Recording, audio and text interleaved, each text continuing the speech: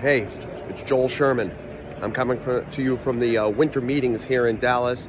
I'm walking through the lobby. We're just about done, but Jon Heyman and I aren't done. We're going to break down Juan Soto. We're going to talk about Max Fried. We'll play hit and air at the end. There'll be lots of stuff on what happened here over the last 4 days if you stick with us on the show with Joel Sherman and Jon Heyman.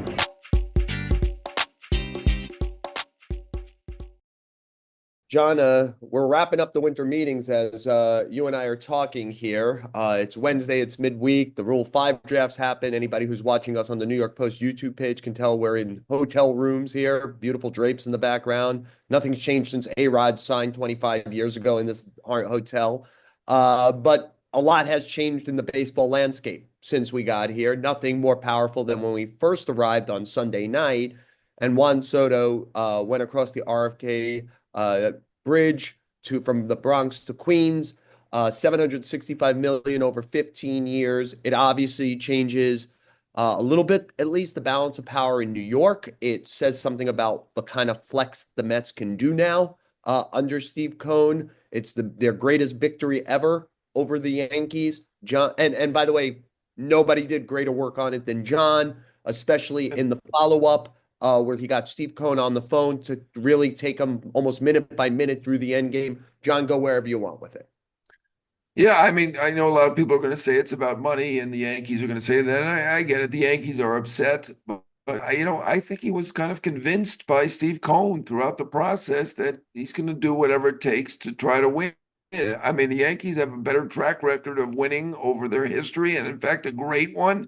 And they've won every year since 1993. They've had a winning record at least, and they're in the playoffs basically every year. But I think he bought the narrative that Cohn is going to do whatever it takes, and whether it be for him, for the team, for whatever. And to say it's all about money when it was a $5 million difference, and I get there are other small differences and perks and signing bonuses and suite and little things like that. Uh, I think he was convinced by the Mets, and I get why the Yankees are upset. They made a great offer. They tried hard. I can't think they should get any blame whatsoever. 760 million, even over 16 years, is pretty darn good. But I think Soto was sold by Steve Cohen, and I think that was the winner. That's the reason. Yeah, John, I kind of felt, and I know Steve told you there were a lot of moments during it, including right near the end game where he didn't think the Mets would get Juan Soto. And I just kind of, after a while, thought this was like when he bought the team. Uh, and, there was Josh Harris and David Blitzer who owned the 76ers and the Devils and the Commanders, and I think David Blitzer now is en route to owning the Guardians in the major leagues. Yeah, J-Lo and A-Rod. Like ultimately, Steve Cohen was just sitting there going, I'm going to own the Mets. This is going to come down to like money and I'm going to win. And I agree with you. I think there was something attractive about the Mets, but there was no way that Steve Cohen wasn't going to have the high bid. And I just think we are so used to so many people, John, made the comparison to early George Steinbrenner, who figured out free agency before other people did. And like there was nobody to really play with him. And now, the Yankees for all these years, they've just had the Wilpons. The Wilpons wouldn't engage it. They wouldn't even think about getting in this fight. If they got into the fight, they would have tapped out early. John, I'm not just saying because you're my friend and partner in this. Few people understand like the numbers in the game better than you. Like when I ask you for like, what do you think this guy will get? I mean, people would be shocked how close you end up with numbers all the time. And I think if you and I were having a conversation 3 or 4 weeks ago and I told you the bidding would get in 760 and 765, I think even you would have been surprised. Am I, what I mean? It's like, Yeah, no, I had 630, so I wasn't close. I can't think right. That's very nice for you to say, but I think everybody but one has gone way over, or at least somewhat over my predictions. And my predictions are out there, and you can see that I didn't do that great this year. The prices are quite high, and it's great that baseball is this healthy. yeah. And it just, I guess what I'm trying to say, John, is like there was a long time where the Yankees ran unopposed when they wanted a great player at the top of the market. They would flex the most. Between Guggenheim owning the Dodgers and Steve Cohen owning the Mets, there's at least three heavyweights now. Will Boston ever rejoin it? Will the Cubs ever rejoin? I mean, there are other teams that could join it, but the Yankees do not run unopposed, and it's somewhat problematic to them that one of the teams that is doing this to them now shares New York with them. Well, I give the Yankees credit. They endorsed Steve Cohen as an owner. They helped him get approved. It's not that easy to be approved by all of these other very rich people. They all have divergent opinions. So I give the Yankees credit. They knew this day would come someday, and they still felt that Steve Cohen deserved the team. So I'm going to give him credit for that. But it does feel like there's the haves and the have-nots right now. Right? I throw San Francisco and Toronto in there as well. The bidders for Ohtani. And also, in Toronto's case for Soto, there are, a half dozen teams or close to that that are just playing a game than the other teams, and that's not great. I don't know. We have to have more revenue sharing. It seems pretty high already. There's some of the big market teams aren't that happy with the Marlins and other teams who are just, taking the money and not really spending it all. And I think what Oakland has to spend money this year, and we shouldn't be surprised they actually did do that because they're obligated to by rule. So there's all sorts of financial issues, and that's why things could get ugly in a couple of years from now. But for now, the Yankees, the Mets, and the Dodgers, and maybe one or two other teams they're playing a different. Yeah, no doubt about it. And look, what I know we're going to end up talking about the Yankee pivot a little later in the show. So why don't we end our opening segment with this? What do you think's up next for the Mets? They've done some stuff. Obviously, they traded for Siri to play center field. And they've obviously done the Soto thing. They've done some starting pitching now as well. Clay Holmes, who I think they're going to put in their rotation. Clearly, they want at least one more starter. They're going to go to a six-man rotation. They'd like some real depth there. They probably have to find a first baseman, third baseman. I kind of left. It was interesting, John. I wonder how you felt. When they spent this much money on Soto, I think a lot of people said, well, that's it for Pete now in Alonso. And I actually think there's now a better chance they'd bring him back because you could create this great middle of the lineup with him, Lindor, Soto, and if you believe in Vientos, why not do it? And again, as we've seen, it isn't exactly like Steve Cohen has a lock on his wallet. No, he does not. He's trying hard, and I'm with you. Pitching first. I mean, they're going to have to improve their pitching. Their rotation is just not good enough. And look, they did a great job last year with Sereno and Minaya, and they pitched great, much better than anyone expected. And maybe the same will be true of Rodon, and maybe Clay Holmes will be a good starter. But I mean, is he going to throw really 150, 160 innings? It's hard to believe that. He might be effective, but I think they have an innings questions. Senga, is he going to be healthy? I mean, at this moment, Peterson's the one I believe most in that rotation. Rodon was not good with the Yankees. I mean, I don't know if it was a New York thing. He certainly wasn't healthy at that point. He does have talent. They feel like with their pitching lab that they can But you're talking turn. about Rodon. Rodon's still who are we talking about here? Oh, I'm sorry. Montas. Montas. Very good. Yeah. All right. Very good. Thank you for that correction. Yeah, Yeah. Montas was not very good with the Yankees, and we will see about that. I think they clearly need to upgrade that rotation with at least one guy, maybe two guys, and they don't want to go at the top of the market there. I'm not going to blame them or call them cheap or anything like that. They just spent 765 million, right? But I'm with you on Alonso, and I think they want to do what they can to please Soto. And obviously Soto did love having Judge batting behind him, and Alonso is the logical guy to bat behind Soto. So I still, and I felt all along that the Mets are the fans love Alonso, right? I mean, you look in the crowd, half of the crowd is Lindor and half of it Alonso, right? So I think a good idea to keep Alonso, and he's certainly an excellent power hitter. I know we're looking too much at his weaknesses, but I think he's certainly a very powerful player. Yeah. Yeah. The Mets were in for Garrett Crochet trying to get him late in that before he ended up a Red Sox. I just think the Mets have this general policy that if a pitcher is already in his 30s, they'll do something short term with him, but won't do anything long term. I think that feels like a David Stearns policy, but we'll see. Because to your point, they need to add at least one more guy who would pitch in a playoff series where they feel comfortable that giving them the ball in a big spot. They haven't done that yet, but you don't make the kind of investment they just made in Soto and then not go a little further for whatever you need. The Yankees, lost Soto. They made some moves to try to get back to where they were last year, which is the World Series. John and I will discuss Max Fried more if you stick with us on the show with Joel Sherman and John Heyman.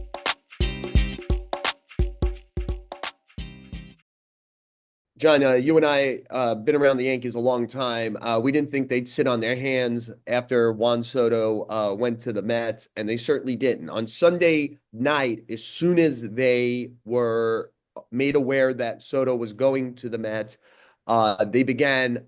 They had missed out on some stuff. They very much like Willy Adames, and I think he would have been a priority for them, but he came off the board, and so they wanted to make sure that other players they were prioritizing, notably Max Fried, who was then their number one choice, would know because they were waiting to know how much money they had to spend.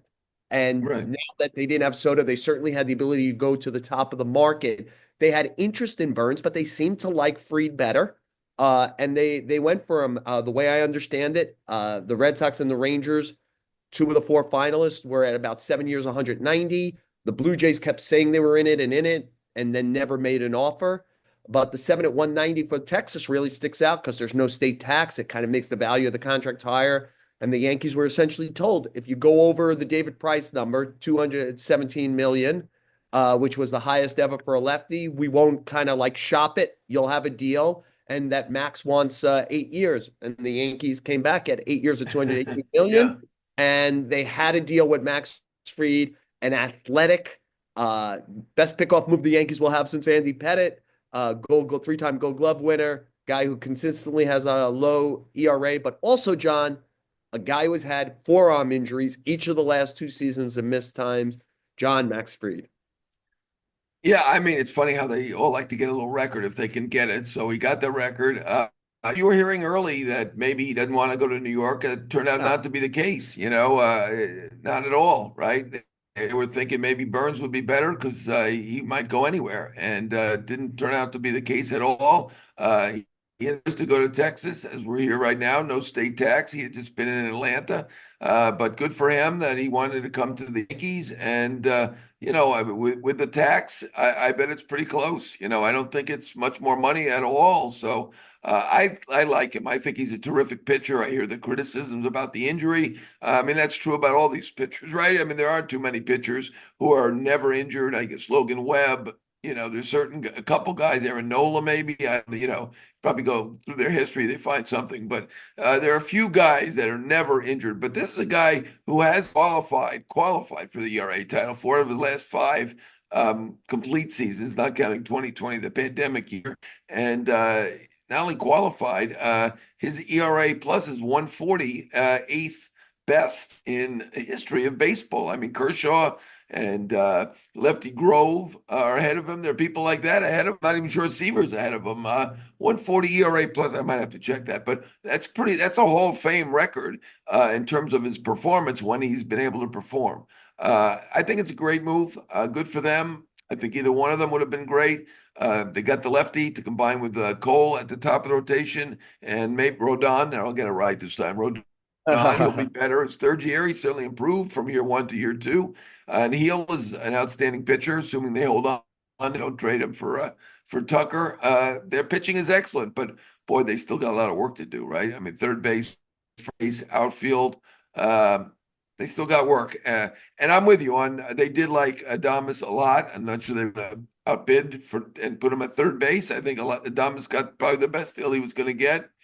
And they like Snell too, right? They Yeah, all they made did. They did overtures a to Zoom in the Snell, morning. and They did a Zoom in the yeah, morning with Snell, and I think the Dodgers put a time yeah, limit on it later in the day, and he was done. I think the Yankees really like Snell. If Snell was on the board, I think they would have right. balanced Snell versus Fried, who they actually like the best. But they did a Zoom, and like a couple of hours later, I heard that He was gone. Yeah. Boris called him and said, "Hey, you ready? Can you go quicker? Because I'm on a clock now." And Well, yeah, 2 hours is pretty quick.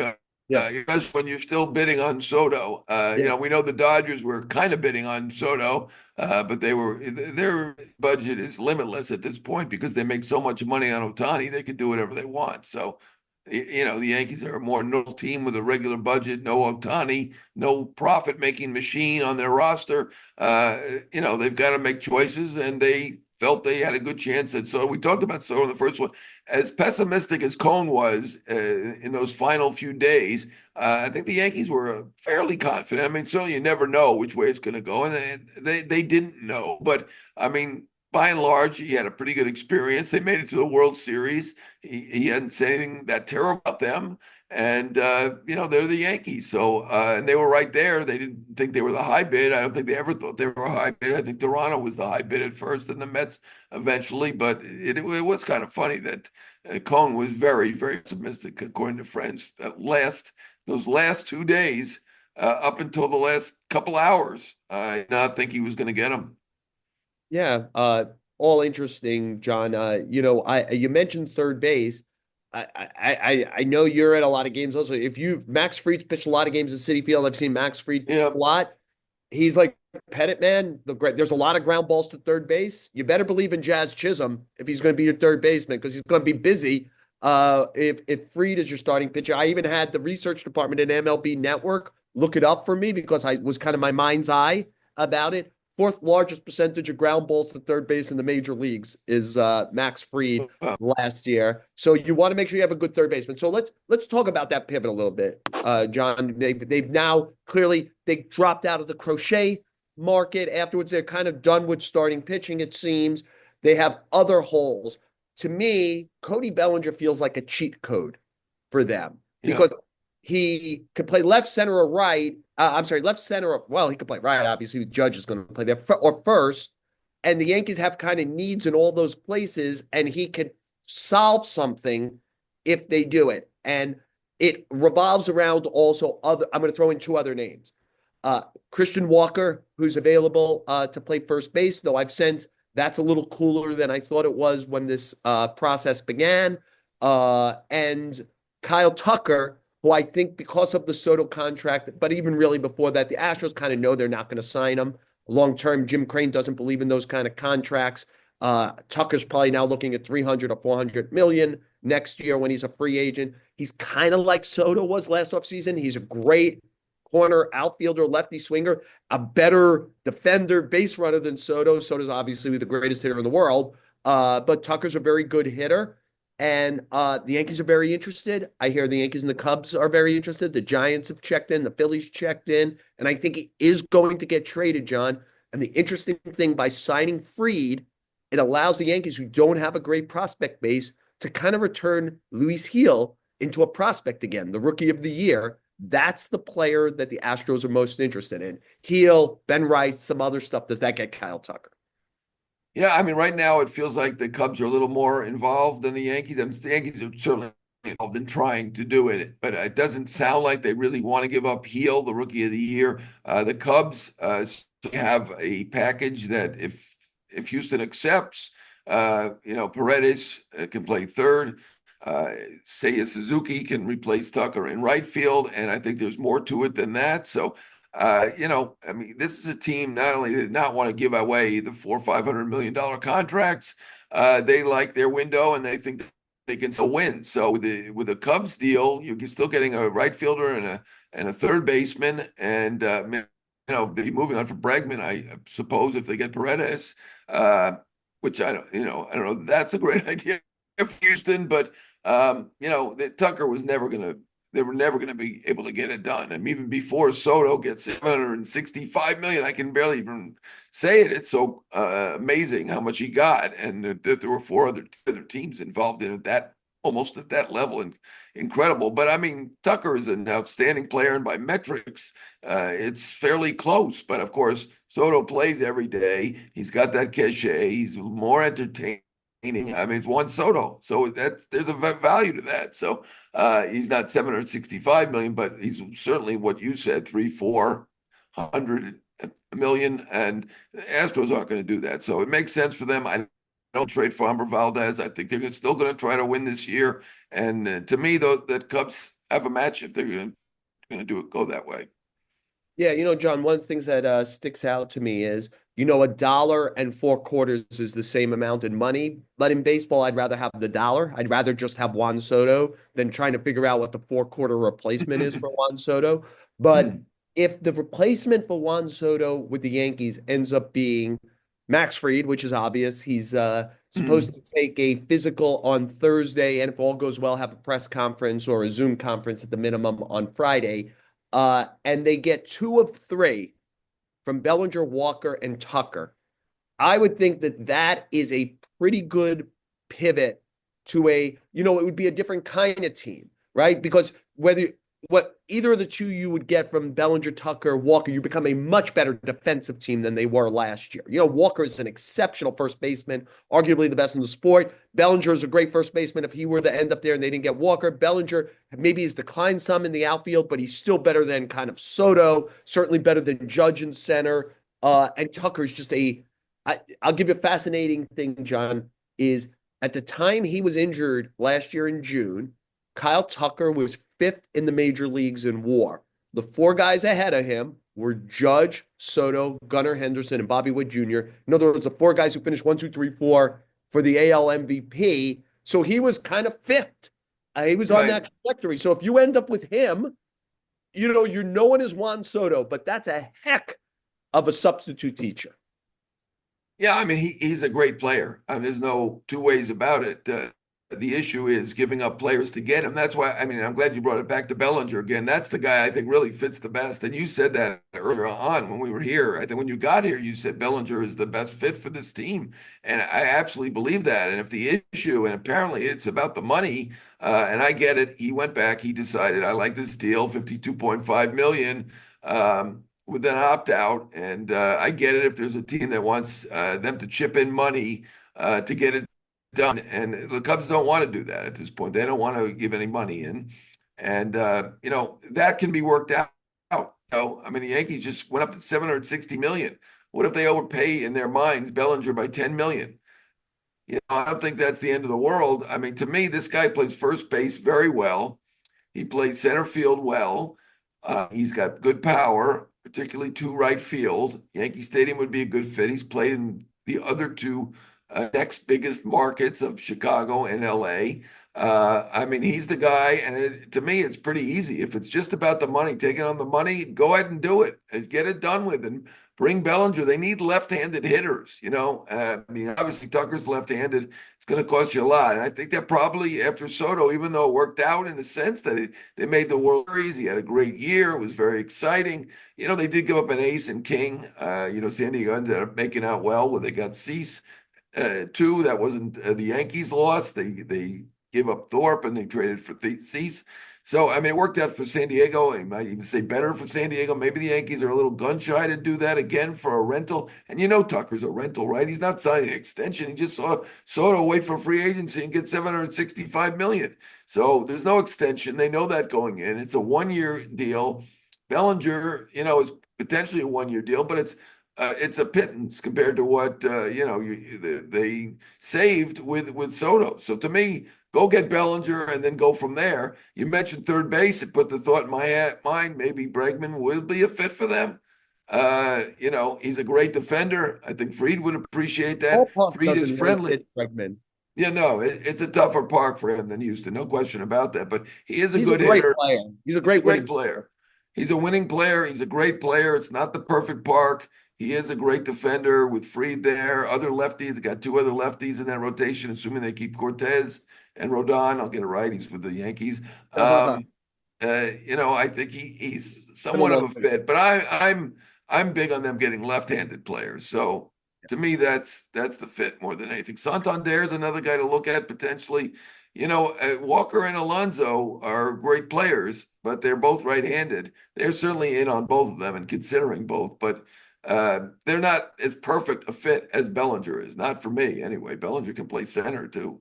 I would say this is even if they lost out on Tucker, but they lost out to the Cubs are already kind of thinking of moving Bellinger because they have a center fielder making nothing they like more in Pete Crow Armstrong. They have a first baseman they like more making less in Michael Bush. And if they suddenly had Tucker on a corner outfield, the need for Bellinger goes down even more. So I think it might fall more in the Yankee laps if they do. John, that's one of the things is I think we're going to be very busy even as these meetings end. So, everyone needs to stay tuned, and we hope you stay tuned on the show with Joel Sherman and Jon Heyman for Hit and Error.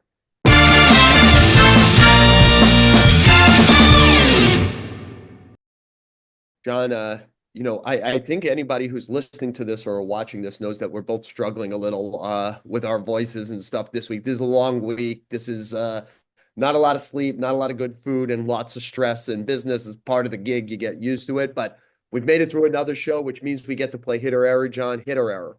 Yeah, I'm going to give a double error, and maybe it's my lack of sleep that's put me in this mood. I don't know. I should be giving out hits probably with the Yankees and the Mets making big moves. Of course, the Yankees lost a pretty good player as well, but I'm going to give a double error, and these are probably two teams I've picked on before, and it's the Cubs and the Mariners. These are big market teams, and the Cubs particularly.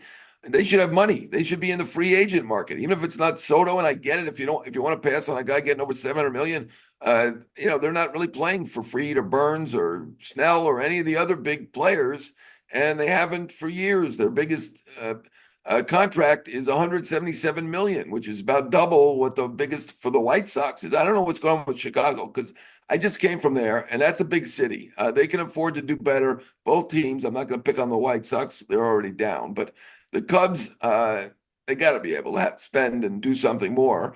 It's nice that they're doing trades. It's interesting. I get it, but are they really going to improve the team that much? Maybe they're going to get Kyle Tucker for a year, which is good. But I think they should be out there spending. And the Mariners, same thing. They've needed to add offense somehow, some way. Buy a pitcher, get in for one of these great pitchers, even though you have great pitching. Trade one of these pitchers that they have for a hitter because no hitter is going to sign there, right? I mean, Bregman, Alonso, they're not going to get these hitters to go to Seattle. That's unfortunate, but they could get the pitchers to go, right?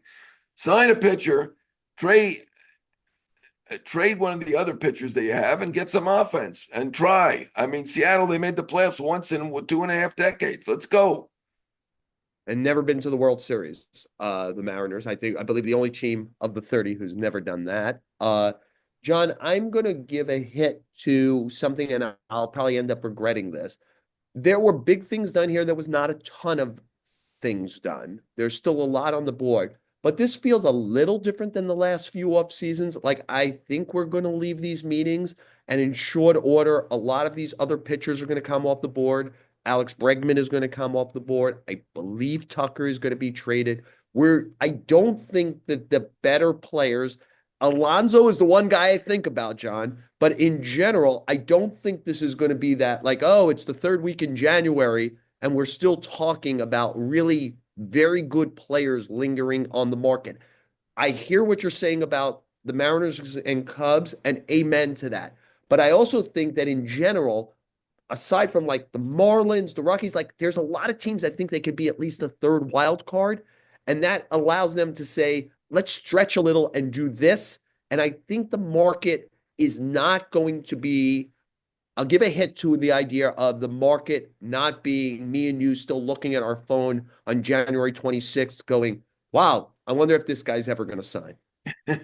Yeah, I mean, I think this was I don't know what the fans think. I think it was pretty exciting winter meetings. Obviously, Juan Soto, historic contract. That was an O'Shea amazing getting thing. traded is a big deal, Yeah, right? yeah. I mean, obviously, Adamas. There have been some big deals here, and more Andre than recent years. Jimenez being traded, right? He's a good Right, little player. right. There were. I'm with you. It's been. It shows baseball's doing well. My one concern, and I mentioned this earlier, is that the question of the haves and the have-nots.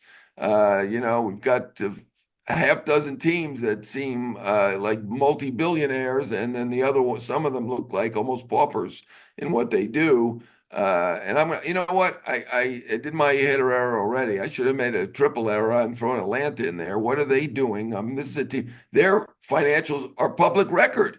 We know they make 70, 80 million dollars profit every year. What are they doing? I mean, there are certain teams that are just not spending what they're earning and not trying hard enough and relying on having a great general manager, which they do. Friend of the show, Alex Anthopoulos. But I mean, come on.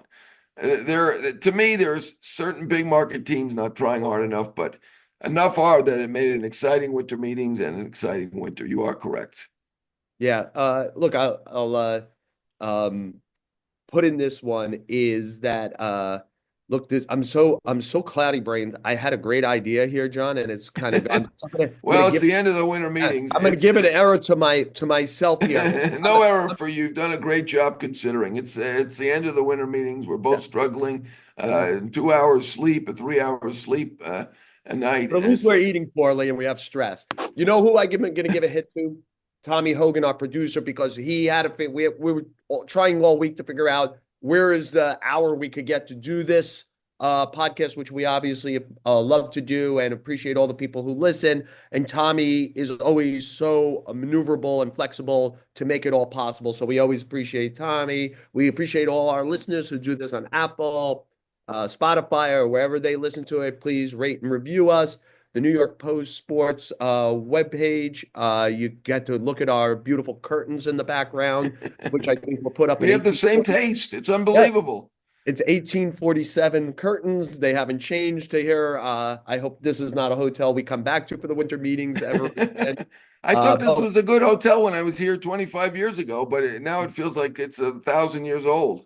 it's like the diner you went to that was the same Yeah, diner for 25 years. Nothing ever changed. The wallpaper, the right. linoleum, nothing. Yeah. One thing changed. They used to have hot water here. Do you have hot water in your room at least? Stop. I haven't had hot water in 4 days. No. I'm sick as a dog and I'm taking cold showers. Yes, and they don't have hot. They don't supply hot water. We'll stop whining now. Yes. No whining, no whining, especially because people are so nice to listen. We hope you stick with us on the show with Joel Sherman and Jon Heyman.